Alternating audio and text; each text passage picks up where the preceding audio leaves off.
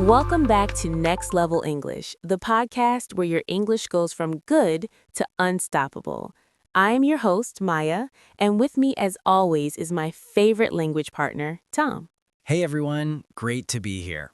If you have been listening to us for a while, you already know this is the place where real English happens, not textbook English, the kind of English people actually use every single day. And today, we are taking you somewhere very specific. We are going to the bank. Yes, the bank. Because whether you're traveling, living abroad, or just trying to handle your money in an English-speaking country, the bank is one of those places where you absolutely have to know what you're saying. And what you're hearing, because bank staff speak fast, they use specific vocabulary, and if you miss one word, you could end up confused. Or worse, you could agree to something you did not mean to agree to.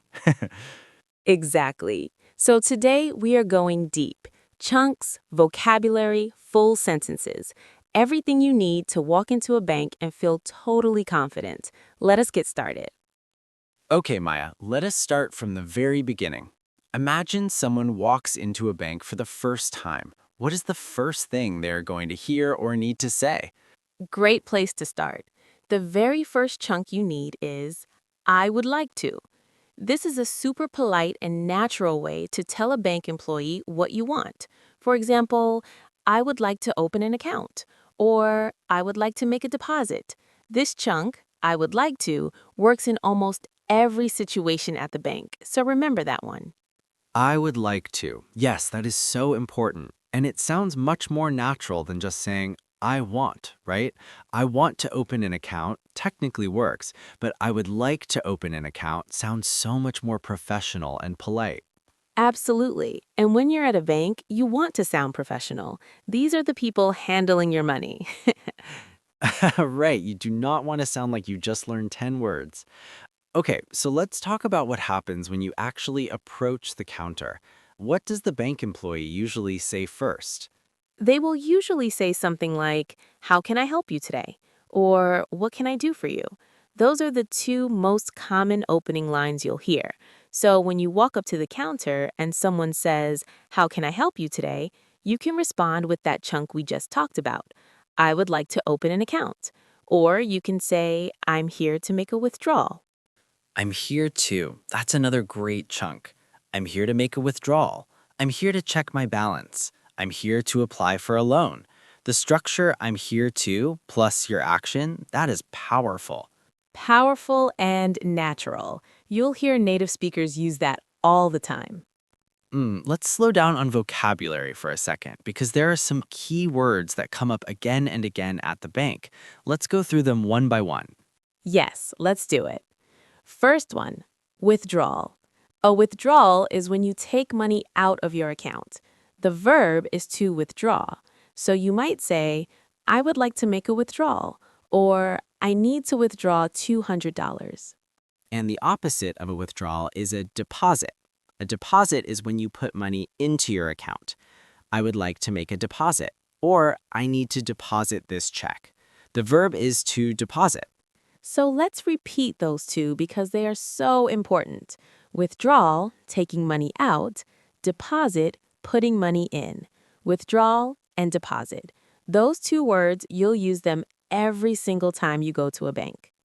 Every single time. Okay, what's next? Balance.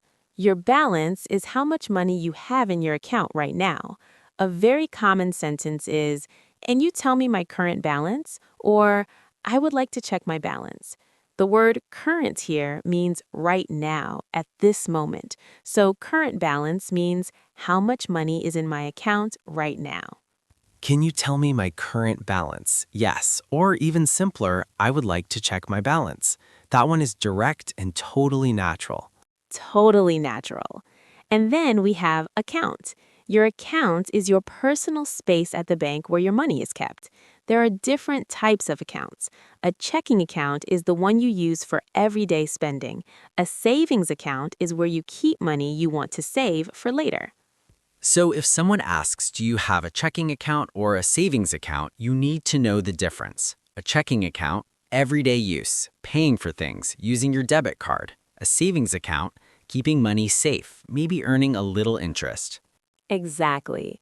And interest is another word worth knowing. Interest is extra money that the bank pays you for keeping your money with them. Or it can also be extra money you pay the bank when you borrow money. It works both ways, depending on the situation. Ah, that's actually a great point. When you have a savings account, you earn interest. When you have a loan, you pay interest. Same word, two different situations. Same word, two different situations. Good one, Tom. Let's keep building on this. What about when someone needs to send money to another person or to another country? Okay, so this is where you need the phrase wire transfer or just transfer. I would like to make a wire transfer, or I need to transfer money to another account. The word wire here is kind of old-fashioned, but bank employees still use it, so you'll definitely hear it. You'll definitely hear it. And another very important one in this area is exchange rate. If you're changing money from one currency to another, you need to ask, what is the current exchange rate? Or, can you tell me the exchange rate for dollars to euros? What is the current exchange rate? That sentence right there could save you a lot of money if you're traveling, because exchange rates change and you want to know what rate the bank is giving you before you agree to anything. Before you agree to anything. Very important. Okay, let's now talk about a scenario that a lot of English learners find really stressful, applying for a loan. Oh, yes, this one is important. A loan is money that a bank lends you and you agree to pay back over time, usually with interest. If you want to apply for a loan, you say, I would like to apply for a loan, or I'm interested in applying for a personal loan. I'm interested in applying for. That's another great chunk. I'm interested in applying for a personal loan. I'm interested in applying for a mortgage. A mortgage, by the way, is a specific type of loan you take out to buy a house. And once you apply for a loan, the bank is going to ask you about your credit score. Your credit score is a number that shows how trustworthy you are with money. Have you paid your bills on time? Have you borrowed money and paid it back? The higher your credit score, the better your chances of getting a loan approved. Getting approved is another chunk to know. My loan was approved means the bank said yes. My loan was denied means the bank said no. Approved equals yes, denied or rejected equals no. Simple but very useful. Okay, Maya, let us shift gears a little bit and talk about the ATM, because a lot of people do most of their basic banking at an ATM these days, not even inside the bank. Yes, absolutely. At the ATM, you're going to see phrases on the screen like enter your PIN. PIN stands for Personal Identification Number. It's your secret four-digit code. Please enter your PIN means type in your secret number. And then you'll see options like withdraw cash, check balance, deposit, transfer funds. The phrase withdraw cash at an ATM is the most common one.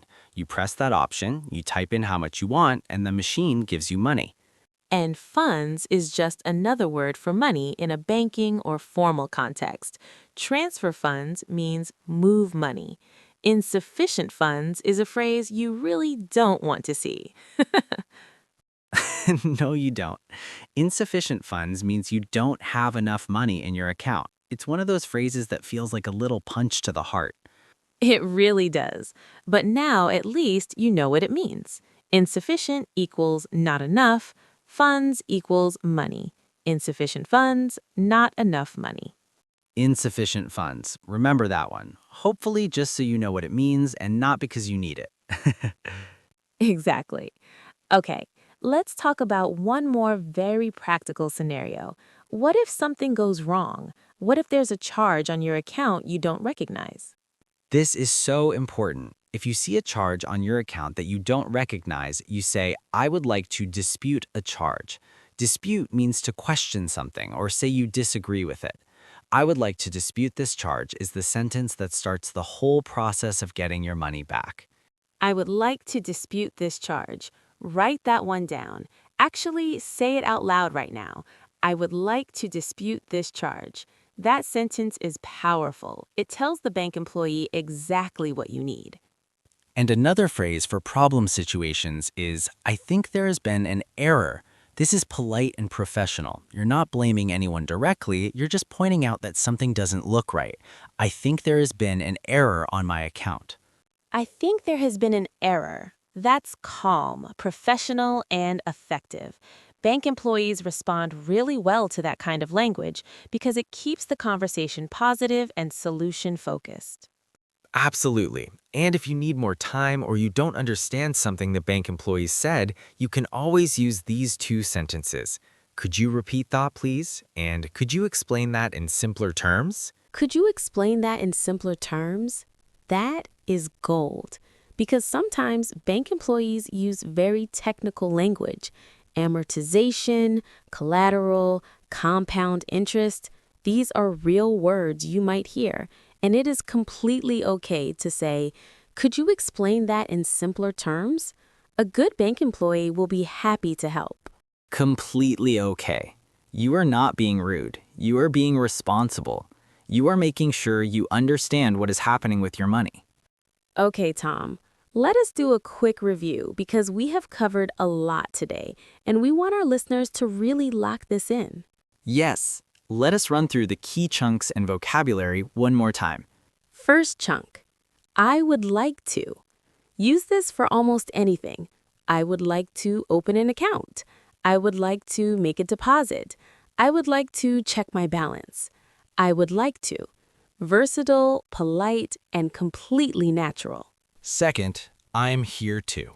I'm here to make a withdrawal. I am here to apply for a loan. I am here to transfer funds.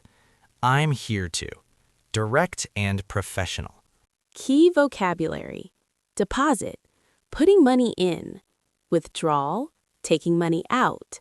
Balance, how much money you have. Checking account, everyday spending. Savings account, keeping money for later. Interest, extra money earned or paid. Loan, borrowed money to pay back. Credit score, your money trustworthiness number. Exchange rate, the value of one currency compared to another. And the problem-solving sentences. I would like to dispute this charge. I think there has been an error. Could you repeat that, please? Could you explain that in simpler terms? Those 4 sentences can handle almost any difficult situation at the bank. Almost any situation. That is the power of having the right language ready. You're not just learning English, you're learning the English that actually works in the real world. That's what Next Level English is all about. 100%. And here's your challenge for this week. Visit a bank, a real one, or even just browse the website of a bank in an English-speaking country and try to spot all the vocabulary we talked about today. Deposit, withdrawal, balance, transfer, loan, credit, interest. They will all be there. And if you can, practice saying the sentences out loud. Say, I would like to open a savings account right now. Say it. And then say it again. I would like to open a savings account. The more you say these out loud, the more natural they become. The more natural they become. That is the key to fluency right there. Repetition, real context, and confidence. And the confidence comes from exactly what we did today. Breaking things down, understanding the vocabulary, learning the chunks, and practicing the sentences until they feel like yours. Until they feel like yours. I love that. Thank you so much for spending this time with us on Next Level English. We will be back with another episode very soon, and trust us, you do not want to miss what we have coming up next. Until then, keep learning, keep speaking, and remember, every conversation is a step forward. I'm Maya. And I'm Tom. See you in the next episode. Bye for now.